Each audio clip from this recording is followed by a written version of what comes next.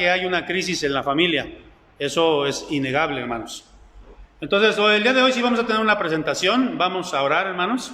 Vamos a pedir la dirección de Dios en lo que está aquí la presentación. Vamos a orar, pues, hermanos. Inclinen su rostro ahí en sus casas, en sus hogares. Vamos a orar. Padre, te damos gracias porque en tu infinita misericordia, nuevamente en este domingo, Señor, todavía a través de estos medios nos permites reunirnos, nos permites estar atentos a tu palabra. Te pedimos, Señor, por los hermanos que no pueden estar, por alguna situación, que los bendigas, que pues tú seas con ellos, pero también por los que ya estamos, Padre, que tú nos uses con poder y autoridad, tanto a mí que predico, como a los hermanos que escuchan, y que juntos podamos poner por obra tu santa palabra, Señor. En el nombre de Jesucristo oramos, amén y amén. Bueno, hermanos, vamos entonces como yo les digo, ¿verdad? Hay una crisis en la familia. Aquí podemos ver, ese es el título, Causas de la crisis en la familia. Hace un tiempo escuchaba yo, no sé si ustedes han escuchado a un cantante cristiano. No sé de qué género sea, creo que es más bien no es reggaetón, es rap, creo. Yo no sé mucho de géneros. Se llama Funky, no sé qué tipo de música sea este cantante cristiano. Y en una de las introducciones que decía de una de sus canciones, pues él mencionaba, ¿verdad?, que no sé en qué parte de los Estados Unidos hicieron una conferencia, para una especie como de conferencia, donde se unieron psicólogos, sociólogos, para determinar y decir que la familia nuclear como tal había desaparecido, o está en proceso de desaparecer. Y yo les he mencionado, hermanos, que nosotros vivimos en una etapa que se conoce como posmodernidad. Y en esa etapa, una de sus características, que en otras ocasiones ya he hablado mucho de esto, una de las características de la posmodernidad es no someterse a ninguna institución. A la gente, a los jóvenes de esta época, poco les gusta someterse a las instituciones. Y la familia es una institución. Entonces, por eso es que hay una crisis, porque realmente mucha gente piensa que la familia ya no es el modelo a seguir. Entonces vamos a ver entonces la primera cosa que quiero ver, una serie de datos. Miren, quiero explicar, lo primero es que los datos que están aquí no son actuales, hermanos. Eso debo ser honesto. Son datos del 2010, que quizá debí buscar actualizarlos, pero no lo conseguí. Pero nos dan una referencia, nos ayudan a tener una referencia. Miren ustedes, México, hermanos, es el primer lugar, o por lo menos en el 2010, era el primer lugar en divorcios en todo el mundo. 600,000 divorcios anuales. Esto nos da un promedio de 2,000 divorcios diarios, más o menos. Aprox, más o menos. Fíjense cómo, a finales de los años 90, Estados Unidos era el primer lugar. A finales de los 90.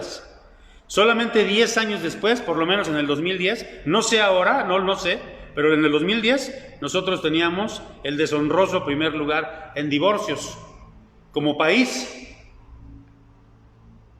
Y nosotros teniendo, como dice aquí, una población 3 veces más chica que los Estados Unidos. O sea, en proporción, pues es una cantidad abrumante realmente. Somos, hermanos, hasta el 2010, el tercer lugar en homicidios en todo el mundo. El tercer lugar de homicidios. Cuarto lugar en alcoholismo y quinto lugar en casos de SIDA. Entonces estos datos son datos pues realmente, desde mi punto de vista, desde mi perspectiva, son alarmantes. Vamos a dar uno más.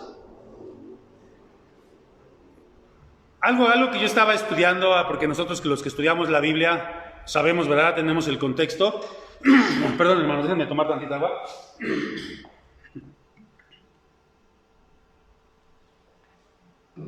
Gracias. Tenemos el contexto de cómo en la Biblia se nos menciona los grandes imperios que hubo en aquella época.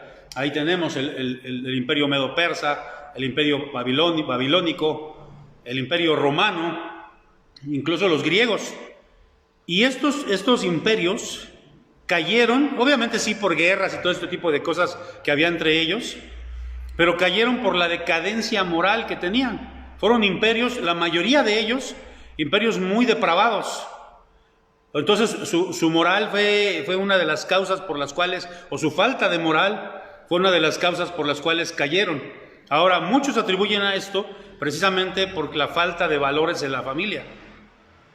Lo mismo pasa, hermanos, como podemos ver en el ejemplo de aquí abajo, que los países que están ahorita pues desarrollándose, los países que están creciendo mucho, aquí yo pongo el ejemplo de Japón, pues precisamente nosotros sabemos, ¿no? Japón se levantó después allá de los años 40, después de en la Segunda Guerra Mundial, de dos bombas atómicas, se levantó como el milagro japonés que hemos conocido y que hemos escuchado. Y muchos piensan, no, pues es que ellos son muy buenos para la tecnología, son muy buenos científicos, y lo son, pero tenemos que ver de dónde viene eso. Y les viene precisamente de las bases familiares. En Japón hay un núcleo muy poderoso en la familia. Por ejemplo, para los japoneses en especial, el honor, la disciplina son muy importantes. El respeto a los mayores es muy importante. Y entonces eso se aprende en la familia. ¿Se acuerdan del comentario que les hice que dijo Napoleón? Porque lo he mencionado ya 2 veces. Porque a mí me impactó lo que dijo Napoleón Bonaparte, ese emperador de Francia, ¿no? Que también era un estratega militar. Y él no dijo, denme ejércitos, denme más soldados para hacer de Francia la nación más fuerte o más poderosa. Dijo, denme familias bien avenidas y yo haré de Francia la nación más grande del mundo. Y esto, hermanos, se puede notar. Fíjense, hermanos, nada más les quiero decir, todo lo que sería, bueno, me voy a hablar de México hacia abajo, no voy a hablar de los Estados Unidos, voy a hablar de Norteamérica, del último país de Norteamérica, que es México, hacia Centroamérica. Realmente podemos ver cómo los valores familiares han ido desapareciendo, se han ido desarraigando, y por lo tanto, lo que es Nicaragua, El Salvador, todos esos países, ¿no? Belice, muchos países que están allí en Centroamérica, ahorita no me vienen los nombres, Nicaragua, son países que tienen mucha migración, precisamente porque la gente va huyendo de todas las maras, de las pandillas, de toda esa situación que se está dando. ¿Por qué? Pues porque la familia ha perdido realmente sus valores. Está en crisis la familia, esto es cierto, hermanos. Y yo te haría una pregunta. En el audio comienzo haciendo una pregunta. En el audio que voy a enviar terminando la predicación, bueno, al rato voy a enviarlo, hago una pregunta y digo, ¿cómo está tu familia? Y nosotros, pues, en apariencia no sabemos, ¿no? Porque vemos a las familias y normalmente tú le preguntas a una persona, ¿sí o no, hermano? Tú le preguntas a una persona, ¿cómo estás?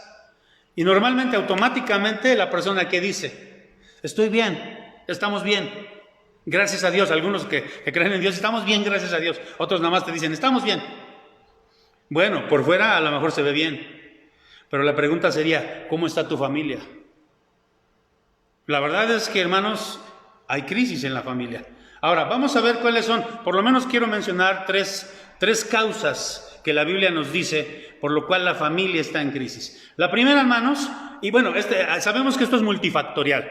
Y aquí yo quiero mencionar 3, pero esas 3 probablemente puedan englobar a otras más. Esto es lo que yo, a mi entender, lo que Dios me ha dado a entender es que estas 3 cosas son las que están causando la crisis familiar. La primera es perder el afecto natural.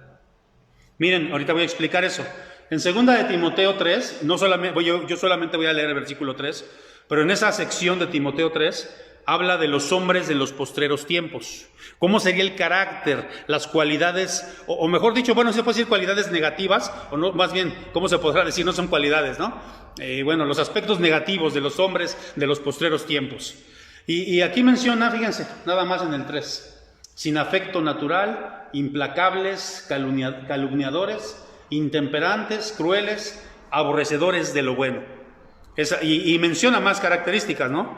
Creo que son 18 características. Hasta hay gente que dice que esas son las características del anticristo. Y eso yo nada más lo menciono, ¿no? No creo que sea así. Pero son 18 características. Aquí solo menciono algunas. Y solo quiero enfatizar en la primera. Dice, sin afecto natural. Dios a todos los hombres, a todos los seres humanos, mujeres, varones, a los animales también, a todas sus criaturas vivas, les dio esto, hermanos, les dio el afecto natural. Y uno puede ver, ¿no? Como los osos, y la Biblia lo dice, ¿no?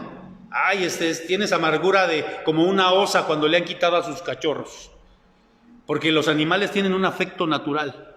Nosotros sabemos qué pasa si yo me acerco a un perro y que tiene sus cachorritos. y yo le quiero quitar un cachorrito, o no se lo quiero quitar, simplemente me acerco, por ese afecto natural, por eso que Dios puso incluso en los animales, me va a morder, me va a atacar, porque va a defender a sus animales, a sus cachorros. Y ese es el afecto natural que puso Dios en nosotros, en todos los seres humanos y en los animales también. Ahora, es bien tremendo, hermanos, porque tengo un dato aquí. El 30% de las madres en el mundo abandonan a sus hijos. Y bueno, nosotros podemos ver en la antigüedad, que lo veíamos en las películas, llegaban y dejaban al niño fuera de una casa, lo dejaban en un bambinetito o en una cajita o como fuera, o afuera de un hospicio para que lo pudieran recoger. Pero ahora incluso se sabe de niños que los tiran a la basura. Entonces, una de las causas que hace que haya una crisis familiar es la falta de ese afecto natural que Dios puso en nosotros, ese amor, esa ternura, ese cariño, ese afecto natural. Mire, si usted se da cuenta en estas imágenes, no sé si se alcanzan a ver, creo que sí. Este es un orangután con su bebecito y lo está acariciando, ¿no? Aquí podemos ver a un oso polar también con su cachorrito. Ese es el afecto natural. Aún los animales acarician a sus cachorritos, los cuidan, les dan calor. Ahora, yo te pregunto, y es esto, hermanos, voy para allá. Fíjense, hay padres, hay familias que se están olvidando de ese afecto. Y por eso yo te pregunté, ¿cómo anda tu familia? ¿Son apapachadores, son abrazadores, son besadores? ¿Te dan cariño, te prodigan ese cariño? Ahora, mucha gente dice, ay, no es que los adolescentes ya no se dejan, no importa, tú llega y abrázalos, ay papá, no, abrázalo. Ahora, también debo decir que a veces vemos personas que somos muy oscas, ¿verdad?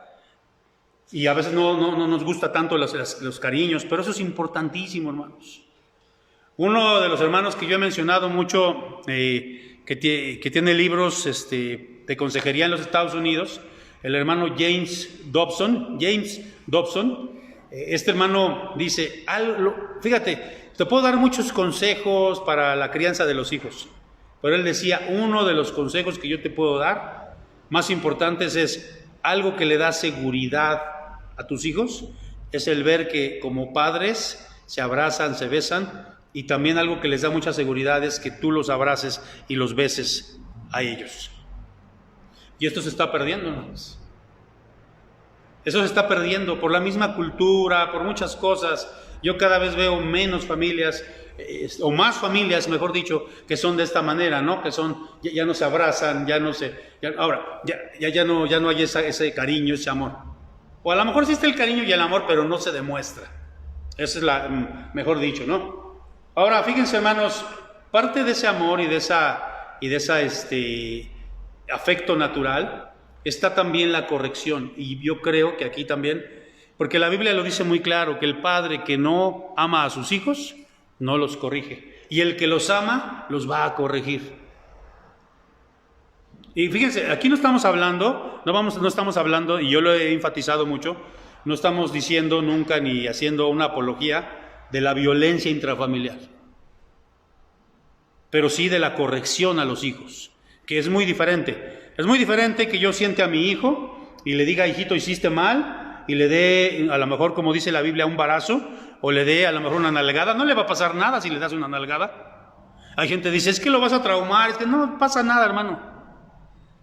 Dios fue el creador de la familia, Dios es el que nos hizo a nosotros, y Él es el que nos dice que tenemos que corregir a nuestros hijos. Y miren, estaba viendo un documental, precisamente lo vi para esta predicación, y le comentaba hace rato con una hermana que vino a consejería, que tal vez para los meses que vienen, no sé si sea para los martes y jueves o para los domingos, pero estoy pretendiendo hacer una serie que tiene que ver con los animales en la Biblia. Y estaba viendo una serie de documentales y entonces veía que había un hipopótamo. Ustedes han visto, ¿no? Los hipopótamos pues son muy grandes, muy gordos y muy bonitos. A mí me gustan mucho esos animales. Abren su bocota así, unos cicotes así grandísimo. Y son uno de los animales más salvajes que hay. Es muy peligroso el hipopótamo. Yo pensaría que no, yo pensaba que era un animal así tranquilo, pero no.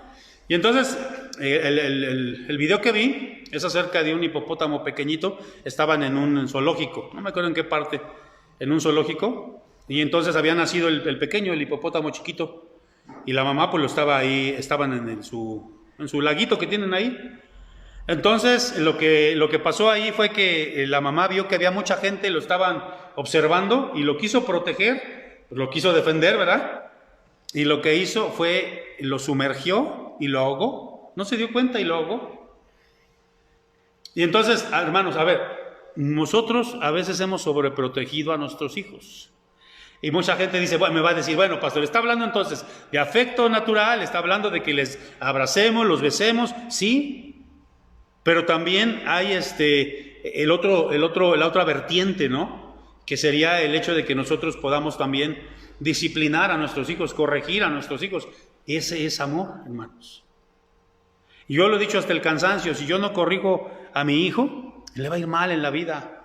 Y no hay nada peor para un padre que ver a sus hijos derrotados, que no triunfan.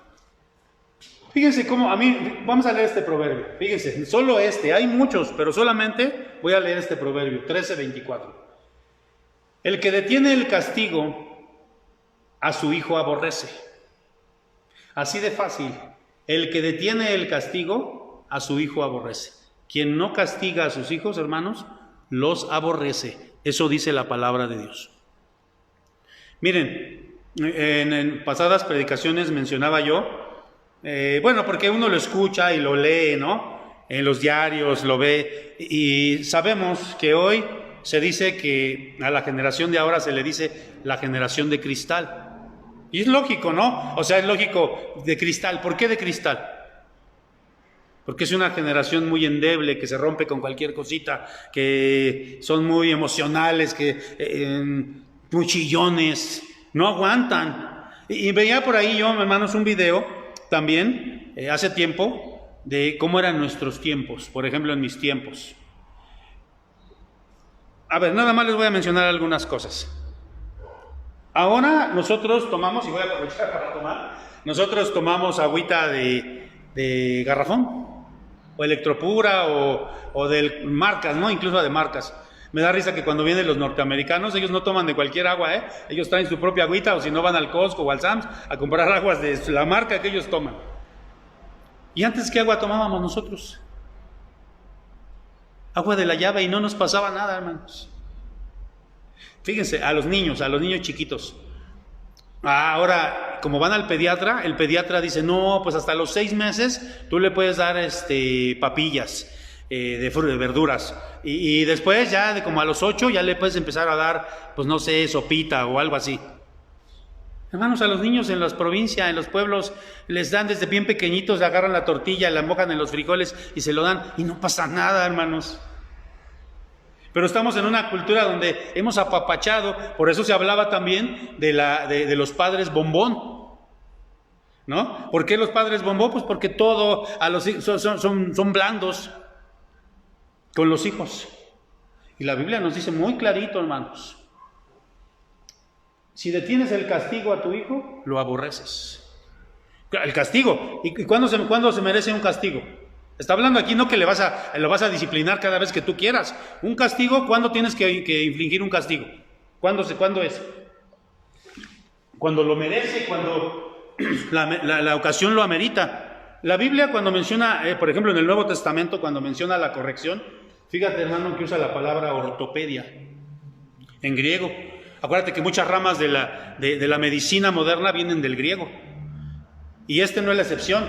Y cuando habla de la corrección a los hijos, habla de ortopedia, usa esa palabra. Y tú sabes para qué sirve, ¿no? Cuando un niño nace con un pie chuequito, sabemos, ¿verdad?, que le mandan zapatos ortopédicos. Y ahí va uno a comprarlos allá al Borseguí, ¿no? Y bien caros los zapatos. ¿Para qué? Para que ese zapato lo enderece. ¿Qué va a hacer la corrección con nuestros hijos? Los va a enderezar. Esto es parte del amor. Entonces, quien no prodiga abrazos, besos, no apapacha a sus hijos, pero también no los corrige, no, hermano, está pasando esto.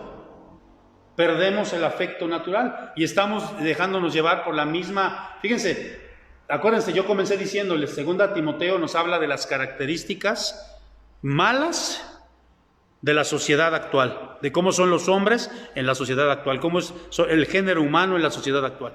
Entonces la iglesia no puede parecerse a ese carácter de esos hombres. Esta es entonces, hermanos, la primera cosa por la cual está ahora perdiéndose la familia o está en crisis la familia. Miren, hace años, en los años 80 más o menos, hubo un caso muy famoso en California, por eso lo puse ahí. Eran dos muchachos, uno de 18 y el otro de 20 o 19, no me acuerdo.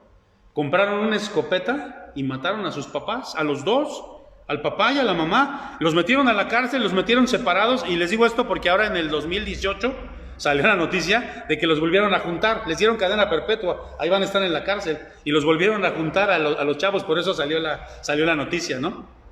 ¿Qué los llevó a matar a sus padres? Algunos decían, como eran ricos los papás, que los mataron para quedarse con la herencia. Pues eso no creo, porque de todas maneras los chavos iban a quedar con la herencia. Por ahí se dice que el papá estaba abusando de ellos y por eso los mataron. Fíjense la decadencia, ¿no? La crisis familiar. Vamos a ver, entonces esa es la primera cosa, hermanos. Perder el afecto natural. Ahora vamos a ver la segunda cosa, y esto nos guste o no nos guste. Yo sé que esto en la época del feminismo a ultranza no gusta, incluso ni a los mismos cristianos. Pero no me interesa, hermanos, porque la palabra de Dios lo dice. Y yo creo que el único libro que me sirve de norma de fe y conducta es la Biblia. A mí, en lo particular, y eso debía ser para todos los creyentes, para todos los cristianos. Fíjense lo que dice Isaías 3, del 12, perdón. Isaías 3, 12. Y es la nueva versión internacional. Ahora quiero ponerles en contexto. Aquí Isaías está hablando una serie de oráculos contra el pueblo de Dios por haber desobedecido a Dios, cosas que le iban a venir al pueblo de Dios. Y aquí lo dice muy claro, miren, dice así: pobre pueblo mío, oprimido por niños y gobernado por mujeres. Pobre pueblo mío, extraviado por tus guías, que tuercen el curso de tu senda. Otra versión dice, ¿verdad? Pobre pueblo mío, oprimido por muchachos, o gobernado, liderado por muchachos. Y miren, esto lo quiero explicar así. ¿Cuántos padres de familia, varones, abandonan el hogar? Y los muchachos desde muy temprana edad tienen que tomar el curso de su casa. Tienen que trabajar, tienen que ser ellos. A mí me ha tocado ver varios. Que el muchacho tiene que tomar el lugar del papá y ahora él es el que trabaja, él es el que dirige el hogar. A él hay que preguntarle, y aunque es un muchacho y no tiene ninguna experiencia, eso pasa también. Pero lo peor, hermanos, y esto lo sabemos, cuando los hogares tienen que ser liderados por las mujeres. Y miren, hay dos cosas aquí. Hay una parte en que la mujer toma ese liderazgo. Le gusta. Yo he conocido mujeres así, que les gusta tomar el liderazgo, y entonces el varón es, miren esta imagen, ¿no? Esta imagen, ahí una mujer con el zapato, bueno. Y a esas mujeres les gusta tomar el liderazgo. Y se lo van quitando al marido. Pero en la gran mayoría, hermanos, esa es la tristeza. Los varones son los que han dejado ese liderazgo. Los varones son los que han dejado ese liderazgo. Y miren, ¿qué pasa ahora? Y yo quiero hablar un poquito acerca de esto, ¿no? Porque incluso a veces yo he tenido también con algunas hermanas, hemos hablado, no de discusiones, pero hemos hablado acerca de este tema. ¿Qué nos dice el feminismo a ultranza? La mujer es igual que el hombre para todas las cosas. Y yo digo, no es cierto, hermanos. La mujer no es igual que el hombre. La mujer es diferente al hombre, ontológicamente, físicamente. En lo único que somos iguales es que somos del género humano. Pero somos completamente diferentes. No estoy diciendo ni mejores ni peores. Por ejemplo, en el seminario estudiaron conmigo hermanas que son excelentísimas predicadoras. Muy buenas para la predicación, hacen su trabajo. Nadie está poniendo en tela de juicio que las mujeres sean capaces, que las mujeres puedan hacer, y no porque seas mujer vas a ser mejor que un hombre. Esa es la cuestión, hermanos, que no es una cuestión de decir, ay, todas las mujeres son mejor que todos los hombres, o todos los hombres son mejor que todas las mujeres. No, hermanos, Dios nos ha dado diferentes capacidades, diferentes dones a cada uno de nosotros. La mujer puede ser buena para muchas cosas, y el hombre puede ser bueno para muchas cosas. Ahora, aquí regresemos al pasaje, regresemos a esto, a lo que estamos viendo aquí. Dios, en su sabiduría, le pidió al hombre que él fuese la cabeza del hogar, no a la mujer. Ahora, hay hogares donde no hay hombre, bueno, ni modo, la mujer lo tiene que tomar. Pero le pidió al varón que él sea la cabeza del hogar. Ahora mucha gente dice, eso es machismo. Y yo diría, hermanas, si lo vemos desde un punto de vista negativo, que así lo han visto muchos hermanos también, y han abusado de eso también. Pero la Biblia no menciona, no lo menciona de esa manera, hermanos. La Biblia nos está diciendo, tú eres cabeza, y yo siempre lo he dicho. Por eso me gusta ir a las excepciones en griego y en los idiomas originales. La palabra cabeza es la palabra griega kefalé. Y eso significa, cuando uno va y busca esa palabra, dice que es la que nutre, la que dirige. Yo, de veras, muchas veces, yo pensaría y diría, a mí me gustaría que mi esposa fuera la cabeza de mi hogar. A mí me gustaría eso. ¿Por qué? Porque me quitaría todas las responsabilidades que yo tengo. ¿Quién es el proveedor? Yo soy el proveedor, hermanos. Yo soy el proveedor. Yo soy el que tengo que llevar el alimento a mi casa. Ahora, si mi esposa trabaja y me ayuda, eso es una cosa muy diferente. La obligación, el rol que Dios me dio, me lo dio a mí. Ahora, ¿por qué es tan importante que el varón sea la cabeza? Que la casa no esté gobernada por una mujer. Primero, porque Dios así lo estipuló. Segundo, porque se ha dado cuenta, la psicología, la sociología se ha dado cuenta que la imagen paterna, queridos hermanos, es vital, importantísima, igual que la materna. Por eso yo digo, ¿verdad? A veces hay muchachitas que andan buscando, que se casan con señores más grandes que ellas, 20 años más grandes que ellas, porque están buscando un papá que no tuvieron. Se ha comprobado también que mucho de la situación de la homosexualidad tiene que ver a veces con no en todos los casos, pero sí en muchos casos, con la falta de imagen paterna. Entonces, ¿por qué hay una crisis familiar? Porque quien está gobernando los hogares, las casas, vean ustedes en América Latina, ¿quiénes son las que sostienen los hogares? No sé qué porcentaje, no lo sé, pero muchísimas mujeres son las que tienen que salir, lavar, planchar, trabajar y llegar y ver a los hijos, son las que van a la escuela, son las que y hacen todo, hermanos. Porque o los dejó el papá, se fue, o porque está ahí, pero no está presente. Es que triste que eso pase también en los hogares cristianos. Esa es la segunda causa. Vamos a ver la tercera causa, hermanos. Y aquí, esta yo creo que es la más importante de todas las causas de la crisis familiar. Y es el dejar la devoción familiar. Ya leía nuestro hermano Isaac, nos hacía favor de leer Génesis 3. Solamente leímos del 1 al 3. Ahora vamos a leer desde el 1 al 5. Allí en sus casas, acompáñenme a leer esto, hermanos, por favor. Dice así. Dios le dijo a Jacob, fíjense, ¿a quién le dijo a Jacob? ¿De dónde surgieron todas las tribus, todas las familias de Israel? De Jacob. Entonces Dios le dijo a Jacob, ponte en marcha y vete a vivir a Betel, erige allí un altar a Dios, que se te apareció cuando escapabas de tu hermano Esaú.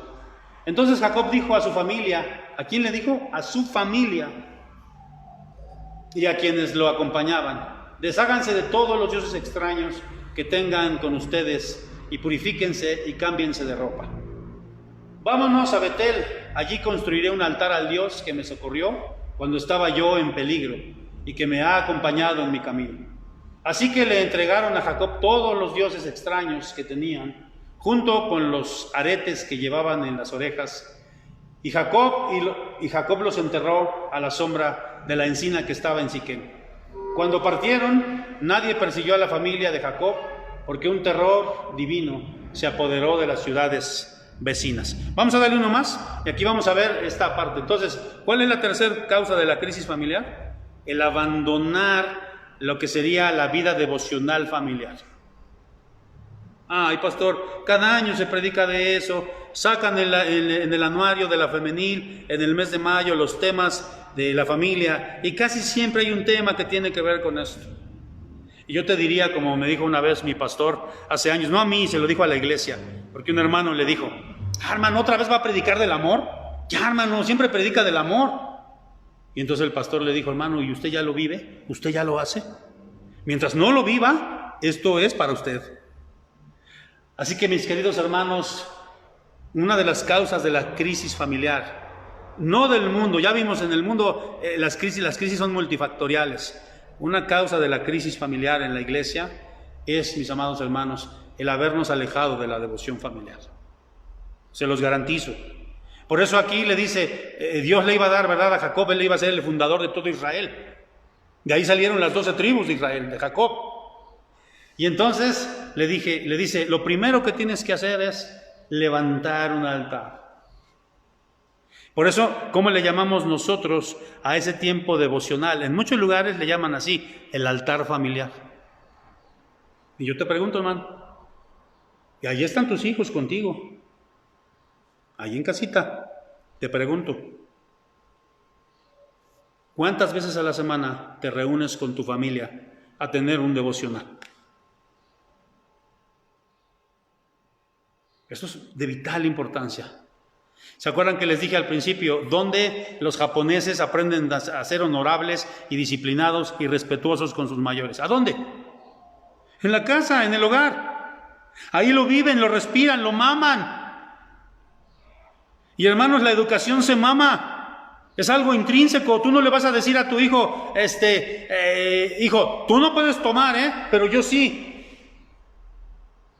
Yo les contaba, ¿no? De una ocasión hace años, les contaba que cuando yo estaba en el CCH, porque una muchacha me gustaba, yo sí me acuerdo que aquí lo conté, bueno, no fue aquí, ¿verdad? Pero fue aquí en la congregación, y les dije, ¿verdad? Que una muchacha me gustaba mucho y ella fumaba, y entonces como yo era muy tímido, muy retraído, pues para poder agradarle, pues empecé a fumar. Y lo digo no con orgullo, hermanos, lo digo como algo malo. Jóvenes, no lo digo para que lo hagan ustedes, Lo digo para que al contrario se vean reflejados en ese espejo y no lo hagan. Y entonces, tenía yo mis cigarritos ahí en mi mochilita, iba al CCH, y entonces mi mamá, pues, no, yo creo que las mamás saben, ¿no? Mi ropa olía a tabaco. Y entonces, me sentó, con que ya fumas, ¿no? A ver, espérenme, me voy a traer una silla. Y entonces me sentó mi mamá, y me dijo, con que ya fumas, no, siéntate ahí. Entonces sacó una cajetilla de cigarros y prendió un cigarro. Fúmatelo. No, mamá, por favor, fúmatelo. Y aparte, pues ahí traía el cinturón, la chancla, no me acuerdo qué traía. Mi mamá era bien tremenda. No les miento, como 10 cigarros me dio mi mamá. Y me dice, ¿quieres volver a fumar? Y me dice, dime por qué fumas. Y así, y pues sí me pegó, ¿no? Dime por qué fumas. Ya hasta que ya le dije, pues porque tú fumas, mamá. Porque tú fumas. ¿Dónde aprendemos, hermanos, entonces los valores o los antivalores? ¿A dónde? En la casa, en la familia, hermanos. Entonces yo te pregunto, ¿esto, hermanos, se aprende en casa?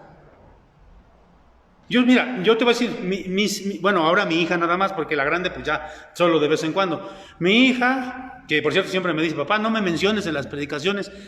Mi hija Suri, que es la chica, a veces yo sé que no tiene nada de ganas de estar con nosotros en el devocional. A veces sí, pero a veces se le ve en su cara que está molesta, que no quiere estar. Pero yo sé que le estoy dejando una escuela a mi hija. Yo sé que le estoy dejando una escuela y que cuando ella sea madre, yo estoy seguro, hermanos, que ella va a hacer lo mismo con sus hijos. Yo estoy seguro, porque lo está aprendiendo en el seno del hogar. Seguro estoy de eso, hermanos. Levantó un altar. Tenemos que levantar un altar. Si tú no lo haces, hermano, yo te invito. Junta a tus hijos. Por lo menos, mira, nosotros lo hacemos, tratamos de hacerlo diario, pero a veces no podemos. Pero por lo menos yo te digo, 3 o 4 veces a la semana sí lo hacemos. 3 o 4 veces a la semana. O si tú no puedes hacerlo esa cantidad de tiempo, hazlo una vez. Y no importa, si tus hijos están chiquitos, hazlo con tus hijos. A lo mejor un devocional chiquito con ellos. Miren, hijitos, hoy les voy a compartir algo de la Biblia, les voy a hablar de Dios. Vamos a orar. Y si está el papá, qué bueno, todos. Esto es importantísimo, hermanos. Ahora, ¿a quién se le encargó Dios? ¿Quién es el encargado de la familia? Y por eso les digo que ser cabeza de familia no es fácil, porque el que tiene que juntarlos a todos, ¿quién es? El padre, en el dado caso que esté ahí, ¿no? Presente. Y entonces, ¿quién es el encargado de llamar a la familia para que vaya a la iglesia? Ya leímos ahí, ¿a dónde los convocó que fueran? A Betel. ¿Qué significa Betel? Casa de Dios. Entonces el padre tiene que ver todas las situaciones de la vida espiritual. A mí, cuando estamos en época de que nos podemos reunir presencialmente, me da mucho gusto ver cómo las familias van llegando. Y como les digo, a veces algunos jóvenes no van con todo el agrado del mundo, no van con gusto, pero yo les aseguro que eso los marca, hermanos, para toda su vida. Y cuando lo comprenden y lo empiezan a entender, por eso yo iba a la iglesia, por eso alababa yo al Señor, y eso nos pasa a todos, hermanos, pero tenemos que buscar para la vida espiritual de nuestra familia. Entonces, tenemos que supervisar a nuestros hijos, ¿verdad? Quiero leer un pasaje, que está aquí, no está aquí, pero lo traigo aquí, ya lo busqué previamente, este pasaje de... ¿Qué le pasó a mi celular? Aquí está, de Job 1, Job 1:5, aquí lo tengo, miren cómo dice. Y acontecía que habiendo pasado en turno los días del convite, Job enviaba y lo santificaba, y se levantaba de mañana y ofrecía holocaustos conforme al número de todos ellos, porque decía Job, quizá habrán pecado mis hijos y habrán blasfemado contra Dios en sus corazones. De esta manera hacía todos los días. Si ustedes se dan cuenta, ¿qué es lo que hacía Job con sus hijos? Los santificaba. Yo sé, hermanos, que la salvación es personal, pero nosotros podemos orar por ellos. Y yo no soy de los que creo en esto de la guerra espiritual y todo eso, pero sí creo, hermanos, en que si nosotros oramos por nuestros hijos y doblamos rodilla por ellos, ellos de alguna manera van a ser bendecidos por Dios. Entonces, esa es mi responsabilidad, y esto es una de las causas de las crisis familiares, de la crisis de la familia, hermanos. El habernos alejado de este devocional todos los días, o el día que se pueda. No sé si me estoy explicando, hermanos. Y a veces, miren, yo soy sincero, voy a ser bien sincero, porque a veces ni yo tengo ganas. No siempre, hay veces que no tengo ganas, y sin embargo lo hacemos. Y en el momento no tenemos ganas, pero ya cuando estamos ahí, estamos entonando un himno, o estamos leyendo la Biblia, o estamos orando, vienen las ganas. Entonces yo te animo, hermano. ¿Sabes por qué no dan ganas? Porque el diablo está siempre contrarrestando esto. Él no quiere que tú lo hagas. No quiere que como familia lo hagas. Vamos a la conclusión, hermanos, vamos a la última diapositiva. Y vamos a ver, hermanos, cómo dice, miren, esto es bien importantísimo.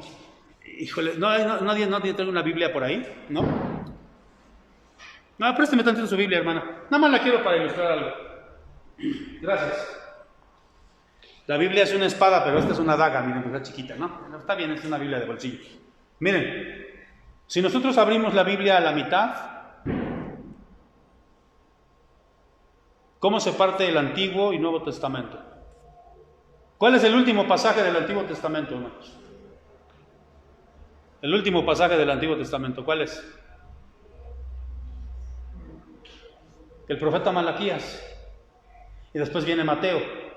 Entre Malaquías y Mateo hubo un periodo de 400 años que se le conoció como los 400 años del silencio. Así se le conoció. Pero bueno, Malaquías, la última profecía de Malaquías, el último libro del Antiguo Testamento, y su última profecía, no el último versículo, pero sí su última profecía, está aquí, Malaquías 4:5. He aquí, yo os envío al profeta Elías, antes que venga el día de Jehová grande y terrible. Él hará volver el corazón de los padres hacia los hijos, y el corazón de los hijos hacia los padres. No sea que yo venga y hiera la tierra con maldición. Esa fue la última profecía. Hermanos, hoy más que nunca hace falta eso, volver el corazón de los padres a los hijos, y de los hijos a los padres, y de los abuelos a los nietos, y de toda la familia, hermanos. Esa fue la última profecía del Antiguo Testamento, y está vigente, hermanos. Y es mi oración que Él haga volver nuestro corazón. Nuestros hijos a veces ya no nos tienen confianza. Que se vuelva ese corazón de nuestros hijos, que nuestros hijos vengan y realmente sean nuestros, pues no nuestros amigos, porque no puede ser así, pero sí que seamos más que amigos incluso. Que pueda haber esa confianza, que pueda haber ese amor entre los esposos, que vuelva ese corazón que a veces la sociedad ha dividido por tantas cosas, vuelva. Y esa era la profecía, esa era lo que Dios deseaba para su pueblo y para su iglesia. Y con eso terminó el Antiguo Testamento. Hermanos, yo creo que muchos de nosotros nos hemos equivocado. Reconozcamos nuestros errores. Si nos hace falta levantarnos, ir con nuestros hijos, vayamos con ellos. Hijos también, jóvenes, no sean soberbios. Si ustedes también han cometido errores, vayan con sus padres, abrácenlos, bésenlos. Si algo nos ha enseñado esta pandemia, hermanos, es que no sabemos. No sabemos, hermanos. Ahorita ya como que pensamos que ya se está terminando. Pero cuánta gente que vimos, que conocimos, ya no la vamos a volver a ver, por lo menos en esta tierra. Aprovechemos que estamos juntos. Aprovechemos, hermanos. Digámosle todos los días, dile a tu esposo todos los días que le amas, dile a tu esposa, dile a tus hijos, dile a los abuelitos, a todos, hermanos. Vamos a orar. Y hermanos, si te has equivocado como yo, puedes siempre arrepentirte. Mira lo que dice la palabra de Dios en el Salmo 34, 18. Cercano está Jehová a los quebrantados de corazón y salva a los contritos de espíritu. Pero eso es lo que Él quiere, quebranto en tu corazón, que te contristes ante el Espíritu Santo. Él sabe, hermano, Él conoce tu familia. Yo la conozco, quizás conozco la puerta de tu casa, o tú conoces la puerta de mi casa, pero hacia adentro, solo nosotros y Dios. Vamos a orar. Padre, reconocemos que hay una crisis en la familia y sabemos que quizá estos 3 factores que mencionamos hoy son fundamentales, Señor. La falta de afecto natural, la ausencia de un liderazgo varonil y el alejamiento del altar familiar, de la devoción, de la espiritualidad, ha hecho, Señor, que tus familias estén también, Señor, en crisis como las del mundo. Ayúdanos, yo te pido por cada joven, Señor, de verdad, pon amor en ellos hacia ti.